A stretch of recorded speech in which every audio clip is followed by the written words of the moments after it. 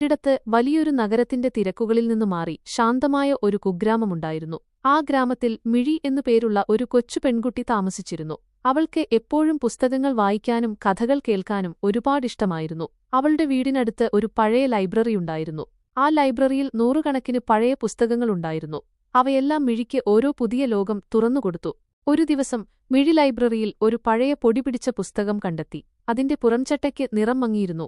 താളുകൾ പഴകി മഞ്ഞളിച്ചിരുന്നു. പുസ്തകം തുറന്നപ്പോൾ അതിൽ മനോഹരമായ ചിത്രങ്ങളുള്ള ഒരു കഥയായിരുന്നു. ഒരു മാന്ത്രിക പൂന്തോട്ടത്തെക്കുറിച്ചും അവിടെ പാട്ടുപാടുന്ന പൂക്കളെക്കുറിച്ചും സംസാരിക്കുന്ന മരങ്ങളെക്കുറിച്ചുമുള്ള ഒരു കഥ. കഥ വായിച്ചു തീർന്നപ്പോൾ മിഴിക്ക് ആ പൂന്തോട്ടം കാണാൻ അതിയായ ആഗ്രഹം തോന്നി.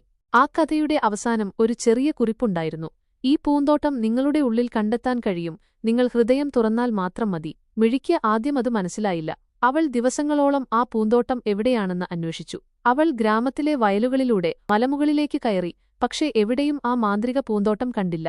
ഒരു സന്ധ്യയ്ക്ക് അവൾ നിരാശയായി തന്റെ പുസ്തകങ്ങളുമായി ലൈബ്രറിയുടെ ജനലിനടുത്തിരിക്കുമ്പോൾ ജനലിലൂടെ പുറത്തേക്ക് നോക്കി. അപ്പോൾ അവൾ കണ്ടു, അസ്തമയ സൂര്യന്റെ ചുവന്ന വെളിച്ചത്തിൽ സാധാരണ പൂക്കളും മരങ്ങളും പോലും എത്ര മനോഹരമായിരിക്കുന്നുവെന്ന്. പക്ഷികളെല്ലാം പാട്ടുപാടുന്നുണ്ടായിരുന്നു.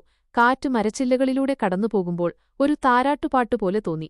അവൾക്ക് പെട്ടെന്ന് ആ കുറിപ്പ് ഓർമ്മ വന്നു. മാന്ത്രിക പൂന്തോട്ടം എവിടെയും പുറത്തല്ല, അത് അവളുടെ ഉള്ളിൽ തന്നെയാണ്. അവൾക്ക് ചുറ്റുമുള്ള ലോകത്തിന്റെ സൗന്ദര്യം കാണാൻ അവളുടെ മനസ്സ് തുറന്നാൽ മാത്രം മതിയായിരുന്നു. അന്നുമുതൽ മിഴി ലോകത്തെ പുതിയ കണ്ണുകളോടെ കണ്ടു. ഓരോ പൂവിലും പക്ഷിയുടെ പാട്ടിലും അവൾ മാന്ത്രികത കണ്ടെത്തി. അവൾക്കു ചുറ്റുമുള്ള സാധാരണ കാര്യങ്ങളിൽ പോലും അവൾ സന്തോഷം കണ്ടെത്താൻ പഠിച്ചു. ഈ കഥ ഇഷ്ടമായെന്ന് കരുതുന്നു.